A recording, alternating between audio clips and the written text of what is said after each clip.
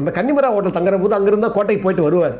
ஒரு நாள் இப்படி போயிட்டு வரும்போது கடைசியில் இங்கெல்லாம் வச்சு சரியாயிடுது. திருப்பி வரும்போது அப்போ வந்து அந்த ரூம் பாய் ஒருத்தர் அவர் வந்து எம்ஜிஆர் பணிவிடை செய்கிறவர். அப்போ அவர்கிட்ட விசாரிப்பாரா, என்ன பண்ணுறேன் ஏது பண்ணுறேன்னு சொன்ன உடனே அவன் இந்த மாதிரி ஒரு கஷ்டமான ஜீவனம் பண்ணிட்டுக்கிறேன், என் தங்கச்சி ஒன்றுக்கு அதை கல்யாணம் பண்ணி வைக்கணையா, அதான் எனக்கு முக்கியம், என் தங்கச்சி கல்யாணம் பண்ணணும், அதுதான் எனக்கு ரொம்ப ரொம்ப முக்கியம்னு சொல்லியிருக்கேன். சொன்ன உடனே இது மனசில் வச்சுருக்கிறார் திரு எம்ஜிஆர் அவர்கள். அப்புறமா அங்கே வெள்ளம் வடிஞ்சு போச்சு. அதுக்கப்புறம் அங்கே போகிறாரு. அப்போ அதே வழக்கமாக போகிற மாதிரி போயிட்டார். அங்கே கன்னிமரா ஹோட்டல் விட்டுட்டு போயிட்டார். போன உடனே ஒரு கொஞ்சம் தொலைவு வந்த உடனே ஞாபகம் வந்திருக்குது, ஐயோ அவன் சொன்னானே அவன் செய்யலேன்னு சொல்லிட்டு என்ன பண்ணுறாரு, திருப்பி கன்னிமரா ஹோட்டலுக்கு வராரு.